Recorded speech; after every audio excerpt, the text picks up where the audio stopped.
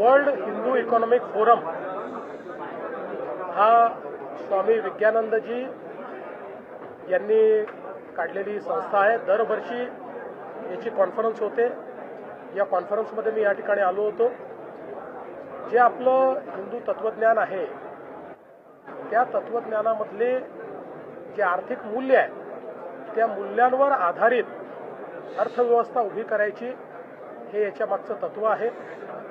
जगाच्या अर्थव्यवस्थेमध्ये 25% कॉन्ट्रीब्युशन असलेला भारत आज या ठिकाणी पुन्हा एकदा प्रधानमंत्री मोदीजींच्या नेतृत्वात पुढे जातो आहे आणि त्या दिशेने जात असताना ज्या मूळ तत्वांच्या आधारावर भारताने अगदी अतिप्राचीन कालामध्ये प्रगती केली ती तत्व समजून जर आम्ही त्याचा आधुनिकतेशी मिलाप केला तर पुन्हा एकदा भारत हा विश्वगुरू होऊ शकतो।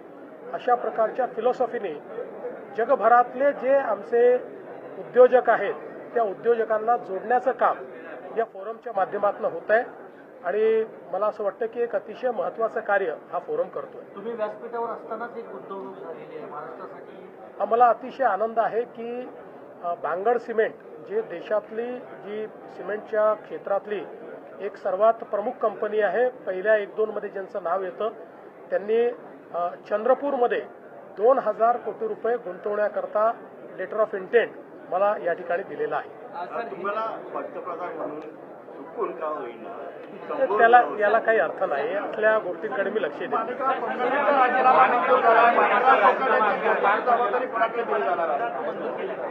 माणिकराव कोकाटेंचा राजीनामा मंजूर करण्यात आलेला आहे आणि त्यांच्या खात्यांची जबाबदारी आता अजितदादांकडे देण्यात आलेली आहे। मध्ये बिबट्या घरात बसलेल्या आहेत, 3 जणांना जखमी केले। त्या संदर्भात लगेच आपली टीम त्या ठिकाणी कार्यरत झालेली आहे। हे सगळे वाढते प्रकार अत्यंत गंभीर आहेत, म्हणूनच आपण आता रेस्क्यू सेंटर्स तयार करायला मोठ्या प्रमाणात काम सुरू केलेलं आहे। बिबटे देखील आपण पकडतो, पण रेस्क्यू सेंटर तयार करून त्याच्यामध्ये बिबटे सोडणं हे आता महत्त्वाचं आहे। त्याकडे अतिशय वेगानं काम चाललेलं आहे। झालं आता सांगितलं।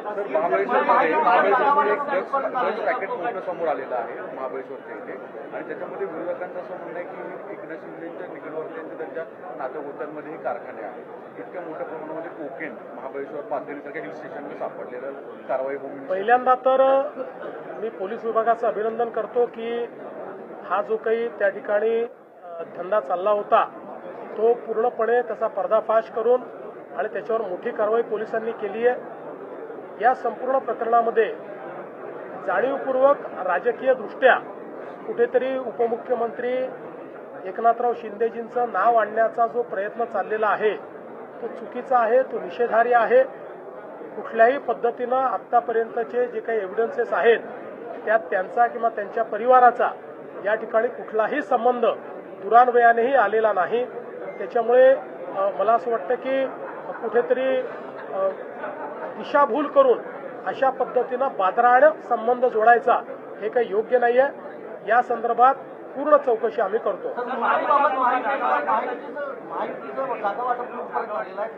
चांगल्या पद्धतीनं चाललेलं आहे। आमचे जे दोन्हीकडचे नेते आहेत हे नेते नीट महायुतीचं जागा वाटप करतायत। मला असं वाटतं या 2 दिवसात ते पूर्ण होऊ शकतं।